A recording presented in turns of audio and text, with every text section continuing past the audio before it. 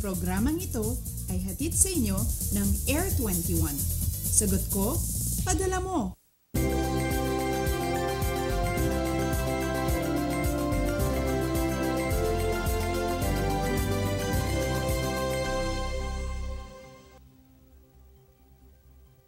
Magandang umaga Luzon, Visayas at Mindanao. Malamig-lamig at maulang umaga ang sumalubong sa ilang bahagi ng bansa.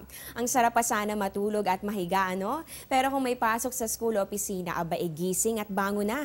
Masarap humigop ng kape ngayon at mainam ding magpapawi sa pag-exercise.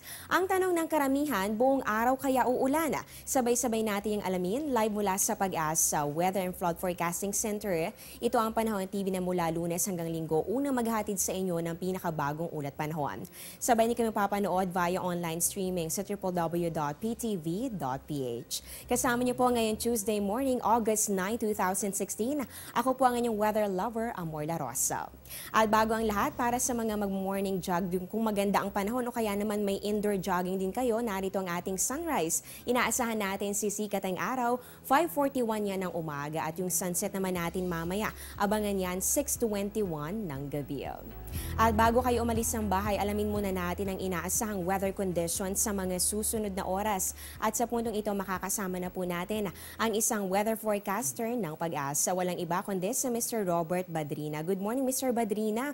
Unahin na po natin ito dahil naging maulan ang panahon kahapon at itong mga nakalipas na oras din. Marami ang nagtatanong sa ating mga kababayan kung meron nga bang weather disturbance na nandito sa Philippine Area of Responsibility. Katulad na lamang ng isang Panahon TV follower na si Star Sky Ruiz. Ang tanong niya ay kung meron daw ba ulit na low pressure area. Magandang umaga, Amor, gayon din sa lahat ng ating mga tagapanood. No? So, kahapon nga may lumabas tayong low pressure area na ngayon ay papunta na sa may bandang bahagi ng China. At kaninang bandang alas 4, meron tayo ring namataan na isang panibagong low pressure area. Huli itong namataan 1,200 kilometers silangan ng Apari, Cagayan. Sa ngayon, sa pagmamonitor natin, medyo maliit pa ang chance na maging bagyo itong low pressure area na nandito nga sa may bandang silangang bahagi ng Apari, Cagayan. Pero ang nakikita natin, posibleng itong low pressure area nito ay patuloy na magpalakas ng southwest monsoon o hanging habagat. Kaya para sa mga kababayan natin, posibleng ito ay patuloy na magdala ng mga pag-ulan, partikular na sa malaking bahagi ng Luzon.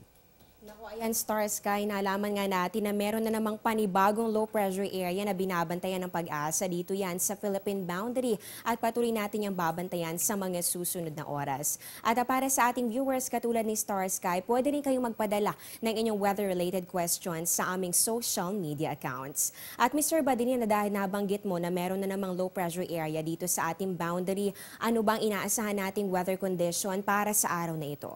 Ayun nga, patuloy na lalakas itong hanging habagat at dahil dito inaasahan nga natin itong katamtaman hanggang sa kung minsan ay mga malalakas na mga pag-ulan at may mga pagkilat-pagkulog partikular na sa rehiyon ng Ilocos, gayon din sa Cordillera at gayon din dito sa Metro Manila para sa mga kababayan natin nasa Metro Manila, sa Calabarzon at sa mga lalawigan dito sa Bataan, Zambales at gayon din sa Mindoro. Samantala naman sa iba pang bahagi ng Luzon at sa Western Visayas, diyan sa Panay Island, maulap ang kalangitang mararanasan na may mahina hanggang sa katamtamang mga pag-ulan na may mga pagkilat-pagkulog din. Sa iba pang bahagi nating bansa, lalo na dito sa Mindanao, good news, no, maaliwalas ang panahong ating mararanasan sa lugar na yon. Subalit pagdating ng hapon hanggang sa gabi, doon malaki pa rin ang posibilidad ng mga pulupulong mga pag-ulan, pagkidlat, pagkulog. Kaya maganda magdala pa rin tayo ng payong at mga pananggalang sa ulan. Ulitin ko lamang, malaking bahagi ng ating bansa makakaranas pa rin ng mga pag-ulan at pagkidlat, pagkulog. Kaya tulad ng nabanggit ni Mr. Badrina, huwag kakalimutan ang pagdadala ng payong kung kayo po ay lalabas ng bahay. At dahil nga dito sa hanging habagat, kamusta naman itong sea condition natin ngayong araw? May nakataas ba na gale warning dito sa ating bansa?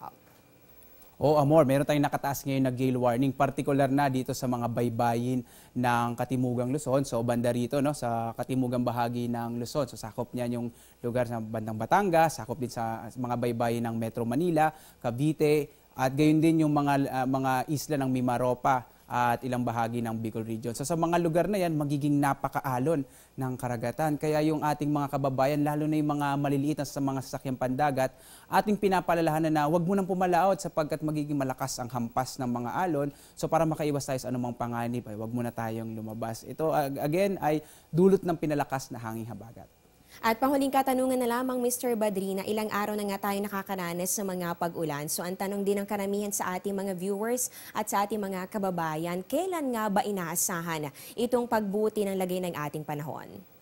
Para sa malaking bahagi ng Luzon, patuloy pa rin makakaranas ng mga pag-ulan. So medyo badyos muna or i-enjoy na lamang muna natin itong mga malamig na panahon at mga pag-ulan. Subalit mag-ingat na nga lamang sa mga posibilidad ng pagbaha. Sa nakikita kasi natin, patuloy na iiral itong southwest monsoon hanging habagat sa malaking bahagi ng Luzon, gayon din sa ilang bahagi ng Visayas, posibleng hanggang weekend na to. So kung sakaling, kung wala naman tayo mabubuong bagyo next week, so posibleng baka next week na tayo makaranas ng mas maaliwalas na panahon sa malaking bahagi ng Luzon. Talaga namang ramdam na natin itong habagat season at talagang magtatagal pa pala itong mga pag-ulan na ating mararanasan. Kaya patuloy po kayong tumutok dito lamang sa Panahon TV. Maraming salamat sa binaging impormasyon tungkol sa lagay ng ating panahon at syempre mga dagdag kaalaman para sa ating mga manonood ngayong umaga. Nakasama po natin ang isang weather forecaster ng Pag-asa, kung yan po ay si Mr. Robert Badrina.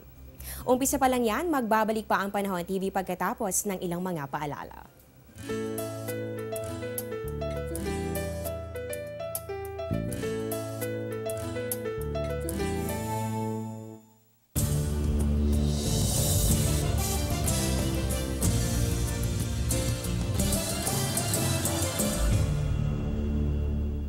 Get timely and reliable Philippine weather information anytime, anywhere through the Panahon TV mobile app, a multifunctional mobile app that brings you weather updates sourced directly from Pag-asa. The app provides a complete 3-day weather forecast at your location. It also allows you to ask or share the weather to the community. It has auto alerts for thunderstorm advisory, rainfall warning, and storm signals over your area. Download for free today, available at Google Play Store and iOS.